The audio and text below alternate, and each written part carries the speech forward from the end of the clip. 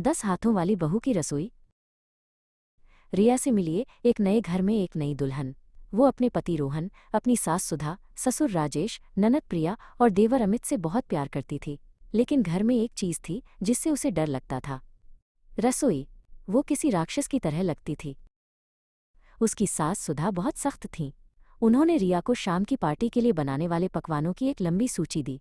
और मेरे लिए जलेबी बनाना मत भूलना, उसके ससुर राजेश ने मुस्कुराते हुए कहा। रसोई में अकेली रिया ने गहरी सांस ली। और फिर झट उसकी 10 भुजाएं बाहर आ गईं। वाह! दरवाजे से झांकते हुए प्रिया और अमित ने कहा, तुम्हारा राज हमारे पास सुरक्षित है भाभी। रिया ने उन्हें देखकर मुस्कुराया और काम पर लग गई। लेकिन 10 भुजाओं को संभालना मुश्किल हो सकता है। एक हाथ, जिसका मतलब आटा छानना था, ने हर जगह सफ़ेद पाउडर का एक बादल भेज दिया। पूफ! एक और हाथ, एक आलू छीलते हुए उसे एक रॉकेट की तरह हवा में लॉन्च कर दिया। परिवार का कुत्ता शेरू उसे पकड़ने के लिए उछला।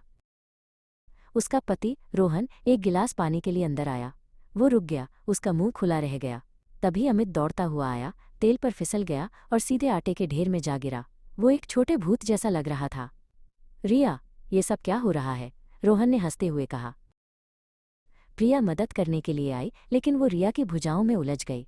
उसे छुड़ाने की कोशिश में रिया का एक हाथ बिरयानी में अचार का पूरा जार गिरा बैठा। उफ! प्रिया बोली।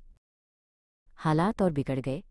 एक हाथ ने बर्तन धोना शुरू कर दिया, खीर में साबुन का पानी छिड़क दिया। एक और हाथ मक्खी भगाने की कोशिश में चीनी का डिब्बा गिरा बैठा और शेरू खुशी खुशी उसे चाटने लगा। शोर सुनकर सुधा और राजेश रसोई में आए। उन्होंने साबुन वाली खीर, अचार वाली बिरयानी और अपनी 10 हाथों वाली बहू को देखा और धड़ाम, सुधा बेहोश हो गईं। राजेश बस आंखें फाड़े देखते रह गए। रोहन और रिया ने बेहोश सुधा और हैरान राजेश को देखा, फिर उस रसोई को जो एक युद्ध के मैदान जैसी लग रही थी। और वे सब हंसने लगे। यहाँ तक कि शेरू भी चंचल होकर भौंकने लगा। मेरे पास एक विचार है, रोहन ने कहा। रिया मुस्कुराई। अपने 10 हाथों में से एक से उसने फ़ोन उठाया और शहर के सबसे अच्छे रेस्तरां से सबसे बड़ी सबसे स्वादिष्ट दावत का आदेश दिया। पार्टी एक बड़ी सफलता थी। सुधा पानी के छींटे से होश में आने के बाद बोली कि ये उनके जीवन का सबसे अच्छा भोजन था। राजेश खुशी खुशी अपनी जलेबियां खा रहे थे। पूरा परिवार मेहमानों के साथ हंस रहा था। और रिया अपनी 10 अद्भुत भुजाओं के साथ आखिरकार परिवार में अपनी जगह पा गई। थोड़ी अस्त व्यस्त, थोड़ी डरावनी, लेकिन प्यार, हंसी और बहुत सारे मददगार हाथों से भरी हुई।